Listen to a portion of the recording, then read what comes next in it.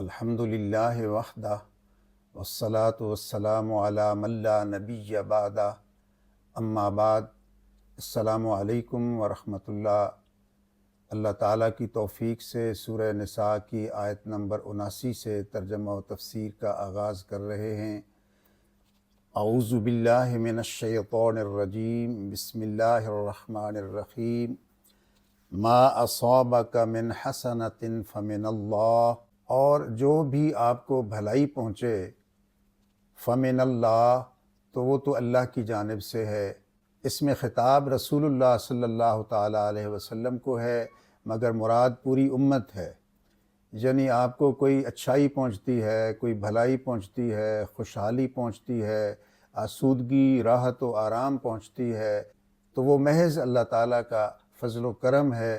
وما اصابک من سیئۃ فمن نفسک، اور جو تمہیں برائی پہنچتی ہے یا سختی پہنچتی ہے، تنگی، تکلیف، بدحالی، قحط پہنچتا ہے، اور اس طرح کی پرابلمز اور مصیبتیں جب آپ کے راستے میں حائل ہوتی ہیں، ارشاد الہی ہے فمن نفسک، تو یہ تمہاری اپنی وجہ سے ہے، تمہارے اپنے اعمال کی وجہ سے ہے، تمہاری شامت اعمال ہے۔ اس کی سب سے بہترین مثال غزوہ احد ہے، جس میں ابتدائی طور پہ جو شکست ہوئی تھی اہل ایمان کو، اس کا سبب صرف یہ تھا، پہاڑی درے پر متعین جو دستہ تھا انہوں نے جلد بازی کی تھی۔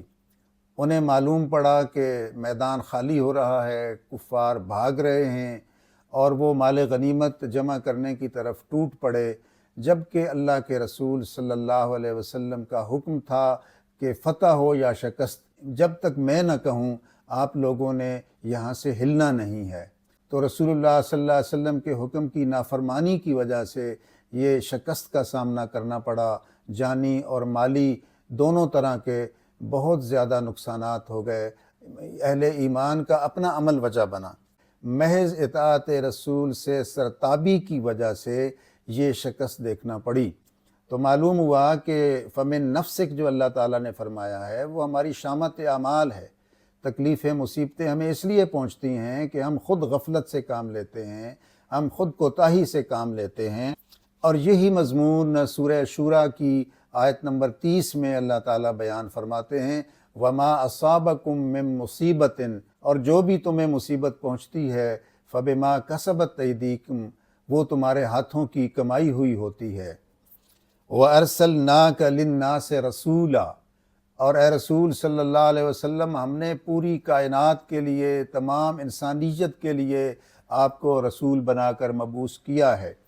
پہلے پیغمبروں کی طرح مختلف زمانوں کے لیے، مختلف علاقوں کے لیے نہیں، بلکہ تا قیام قیامت آنے والے تمام انسانوں کی ہدایت کے لیے اے رسول مکرم صلی اللہ علیہ وسلم ہم نے آپ کو پیغمبر بنا کے بھیجا ہے۔ قُلْ يَا أَيُّهَا النَّاسُ إِنِّي رَسُولُ اللَّهِ إِلَيْكُمْ جَمِيعًا، کہ آپ اعلان فرما دیں کہ اے لوگو، میں تم سب کی طرف اللہ کا رسول بنا کے بھیجا گیا ہوں۔ وَكَفَى بِاللَّهِ شَهِيدًا، اور اللہ تعالیٰ آپ کی رسالت پر گواہ کے طور پہ کافی ہے، اگرچہ یہ منافقین، یہ کفار اور مشرکین رسول اللہ صلی اللہ علیہ وسلم کی رسالت کا انکار کریں، ایمان بالرسالت پہ ایمان نہ لائیں، تو اللہ کریم فرما رہے ہیں کہ میں خود بطور گواہ کے کافی ہوں۔ مَن یُطِعِ الرَّسُولَ، جو بھی رسول اللہ صلی اللہ علیہ وسلم کی اطاعت کرتا ہے یا کرے گا، یہ مضارع ہے یُطِع، جس کا معنی حال اور مستقبل دونوں پر مشتمل ہے، کہ روز قیامت تک جو شخص بھی رسول اللہ صلی اللہ علیہ وسلم کی اطاعت کرتا رہے گا فقد اطاع اللہ، تو یقیناً اس نے اللہ کی اطاعت کر لی۔ تو گویا فرمایا جا رہا ہے کہ اطاعت رسول ہی اطاعت الہی ہے۔ جو رسول اللہ صلی اللہ علیہ وسلم کا مطیع ہے وہی اللہ تعالیٰ کا بھی مطیع ہے۔ اس کی وجہ یہ ہے کہ سوائے رسول اللہ صلی اللہ علیہ وسلم کی اطاعت کے اللہ تعالیٰ کے احکام کی تعمیل کی کوئی شکل ہی موجود نہیں رہتی۔ مثلاً قرآن مجید میں نماز کے بارے میں، روزے کے بارے میں، حج کے بارے میں، زکوٰۃ کے بارے میں، دیگر معاملات کے بارے میں بریفلی ارشادات اللہ نے فرمائے، مگر ان کی ڈیٹیلز، ان کی تفاصیل، مثلاً نماز پڑھنی کیسے ہے، اس کا رکوع، اس کا سجدہ، اس کا قیام، اور اس میں کیا کیا پڑھنا ہے کس کس مرحلے پر، تو یہ ساری چیزیں ہمیں رسول اللہ صلی اللہ علیہ وسلم نے عطا فرمائی ہیں۔ محض اقیم الصلاۃ کے فرمان سے تو یہ نماز پڑھنا ممکن نہ تھی۔ رسول اللہ صلی اللہ علیہ وسلم نے ہمیں سمجھایا، بتایا کہ اقیم الصلاۃ پہ یوں عمل کریں، اور فرمایا صلو کما رأیتمونی اصلی، کہ ایسے نماز پڑھو جیسے مجھے نماز پڑھتے ہوئے دیکھتے ہو۔ تو آپ صلی اللہ علیہ وسلم نے ڈیمانسٹریٹ کر کے دکھایا۔ حج کے بارے میں فرمایا خذوا عنی مناسککم، کہ مناسک حج مجھ سے سیکھو، اور مناسک حج ادا کر کے دکھائے، ڈیمانسٹریٹ کر کے دکھائے۔ تو گویا اللہ تعالیٰ کی اطاعت وہی ہے جو رسول اللہ صلی اللہ علیہ وسلم کی اطاعت ہے۔ اللہ کے رسول کی اطاعت کے علاوہ اطاعت الہی کسی اور چیز کا نام نہیں ہے۔ وَمَن تَوَلَّا، اور جو اس اطاعت سے منہ موڑ گیا، فَمَا أَرْسَلْنَاكَ عَلَيْهِمْ حَفِيظًا، تو اے رسول صلی اللہ علیہ وسلم ہم نے آپ کو ان پر کوئی پاسباں یا محافظ بنا کے تو نہیں بھیجا ہوا کہ آپ لٹھ لے کر ان کے پیچھے پڑے رہیں اور ان سے امپلیمنٹیشن کروائیں۔ فرمایا نہیں، آپ کا کام تو محض کمیونیکیشن تھا، ان علیک الا البلاغ، تو آپ نے اللہ کا پیغام ان لوگوں تک پہنچا دیا۔ اب رب جانے اور رب کی مخلوق جانے، وہ خود اللہ کریم ان سے نمٹ لے گا۔ وَيَقُولُونَ طَاعَةٌ، اور وہ منافق اور منکرین کہتے ہیں کہ ہم آپ کی اطاعت کرتے ہیں، فرما برداری کا دم بھرتے ہیں، رسول اللہ صلی اللہ علیہ وسلم کے سامنے آ کر وفاداری کا، فرما برداری کا یقین دلاتے ہیں۔ فَإِذَا بَرَزُوا مِنْ عِنْدِكَ، پھر جب مجلس رسول سے اٹھتے ہیں، باہر نکلتے ہیں، تو بَيَّتَ طَائِفَةٌ مِّنْهُمْ، تو ایک ان میں سے گروہ پوری رات مشورے کرتا ہے، سازشیں بناتا رہتا ہے، غیر الذی تقول، اس کے برخلاف جو وہ بات اطاعت رسول کی، اللہ کے رسول کی مجلس میں بیان کر کے گئے ہیں۔ گویا رسول اللہ صلی اللہ علیہ وسلم کے سامنے آپ کی اطاعت کا دم بھرتے، آپ کی مجلس میں جانے کے بعد ساری رات ان کا ایک گروہ مشورے کرتا، سازشیں کرتا کہ کیسے مسلمانوں کو جانی اور مالی نقصان پہنچایا جائے، انہیں تکلیفیں اور مصیبتیں کس طرح سے دی جائیں۔ واللہ یکتب ما یبیتون، اور اللہ تعالیٰ لکھ لیتا ہے جو وہ راتوں کو صلاح مشورہ کرتے ہیں، یعنی یہ ان کے گناہ کے طور پہ ان کے نامہ اعمال میں اللہ کریم یہ سازشوں کے جال بننے کا عمل لکھ دیتے ہیں۔ ما یبیتون، جو وہ راتوں کو کرتے رہتے ہیں۔ فَأَعْرِضْ عَنْهُمْ، سو آپ ان سے اعراض کیجئے، کنارہ کشی ان سے اختیار کیجئے۔ وَتَوَكَّلْ عَلَى اللَّهِ، اور اللہ کی ذات پہ بھروسہ کیجئے، اللہ کریم آپ کو کبھی ڈس اپوائنٹ نہیں کرے گا۔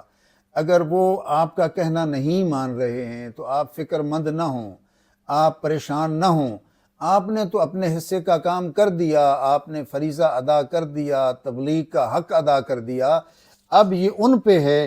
اگر وہ اطاعت میں نہیں آ رہے تو آپ ان سے منہ موڑ لیجئے، انہیں ان کے حال پہ چھوڑ دیجئے، اللہ تعالیٰ ان سے خود نمٹ لے گا، اور یہ سارے مل کر بھی آپ کا بال بیکا نہیں کر سکتے۔ آپ اس لیے اللہ کی ذات پہ بھروسہ کریں۔ وَكَفَى بِاللَّهِ وَكِيلًا، اور اللہ تعالیٰ کارساز کے طور پر آپ کے لیے کافی ہے۔ تمام تر سازشوں اور ان کے جتنے بھی پلاننگز ہیں، ان کی جتنی بھی منصوبہ بندیاں ہیں، ان کے خلاف اللہ کریم آپ کے لیے کارساز ہے، یہ آپ کو کچھ بھی گزند نہیں پہنچا سکتے۔ افلا یتدبرون القرآن، کیا پھر وہ قرآن مجید میں غور و فکر نہیں کرتے؟ یہاں اللہ تعالیٰ یوں نہیں فرما رہا کہ افلا یقرؤون القرآن، کہ کیا وہ قرآن مجید نہیں پڑھتے؟ یقیناً قرآن مجید کا پڑھنا، اس کی تلاوت کرنا بڑے اجر عظیم کا باعث ہے۔ ایک ایک حرف کے بدلے میں 10 نیکیاں ملتی ہیں، مگر کیا قرآن مجید کے نزول کا مقصد صرف اتنا ہی تھا کہ اہل ایمان تلاوت کریں اور ثواب حاصل کریں؟ نہیں، بلکہ رسول اللہ صلی اللہ علیہ وسلم نے اس کائنات پر اللہ کا حکم نافذ کرنے کا ایک جو بیڑا اٹھایا تھا، جو ذمہ داری اللہ کے رسول صلی اللہ علیہ وسلم کو دی گئی تھی، وہ تو یہ تھی کہ هو الذی ارسل رسولہ بالہدی ودین الحق لیظہرہ علی الدین کلہ، تو اس لیے اللہ کے رسول صلی اللہ علیہ وسلم کو ہدایت اور دین حق دے کے بھیجا گیا تھا کہ اس دین اسلام کو تمام ادیان باطل پہ غالب کر دیا جائے۔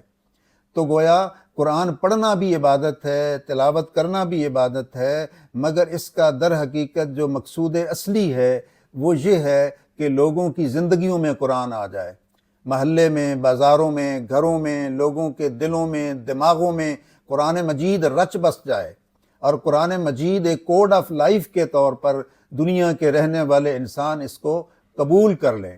تو قرآن مجید ہم سے مطالبہ کرتا ہے، سب سے پہلا حق قرآن مجید کا یہ ہے کہ اس کو مانا جائے کہ یہ اللہ کی الہامی کتاب ہے جو رسول اللہ صلی اللہ علیہ وسلم پر نازل کی گئی، اور یہ وہ کتاب ہے جو لا ریب فیہ ہے، اس میں کسی قسم کا کوئی شک نہیں۔ دوسرا قرآن مجید کا حق یہ ہے کہ اس کو صحت لفظی کے ساتھ پڑھا جائے، درست طریقے سے صحیح مخارج کے ساتھ پڑھا جائے، مجہول نہ پڑھا جائے، معروف انداز میں پڑھا جائے۔ تیسرا قرآن مجید کا یہ حق ہے کہ اس کا ترجمہ اور اس کی تشریح و تفسیر پڑھی جائے، تاکہ سمجھ میں تو آئے کہ قرآن مجید کا مطالبہ ہم سے کیا ہے۔ یہ جو پوری زندگی کا دستور العمل ہے، یہ جو پرفیکٹ کوڈ آف لائف ہے، تو اس کے 30 پاروں میں ہمارے لیے کیا ڈائریکشنز ہیں، کیا انسٹرکشنز ہیں اور کیا آرڈرز ہیں اللہ تعالیٰ کے، تو یہ سمجھنے سے ہی آئیں گے۔ تو چوتھا حق یہ ہے کہ اس پہ عمل کیا جائے، اس کی تعلیمات کو اپنے اوپر نافذ کیا جائے، اور پانچواں اس کا حق یہ ہے کہ اس قرآن مجید کی تعلیمات اور احکام کو پوری دنیا میں نافذ کیا جائے۔ جو رسول اللہ صلی اللہ علیہ وسلم کا مشن تھا کہ قرآن مجید کو اس کائنات کا سب سے بڑا اور سب سے سچا اور سب سے بہترین دستور العمل بنا کر پوری دنیا پہ اس کو نافذ کر دیا جائے، لِیُظْہِرَہُ عَلَى الدِّینِ کُلِّہِ کا یہی مفہوم ہے۔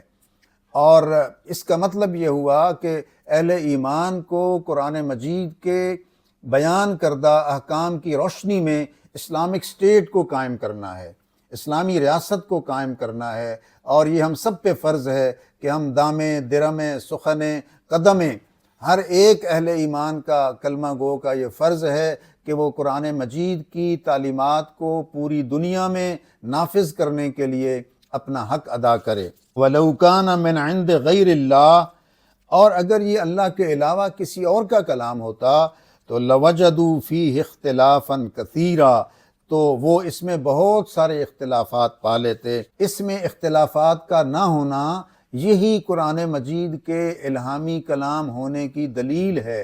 اللہ کریم ہمیں قرآن مجید کو صحیح طور پہ پڑھنے، سمجھنے، اس پہ عمل کرنے اور دیگر لوگوں تک اس کے پیغام کو پہنچانے کی توفیق عطا فرمائے۔ وما علینا الا البلاغ المبین۔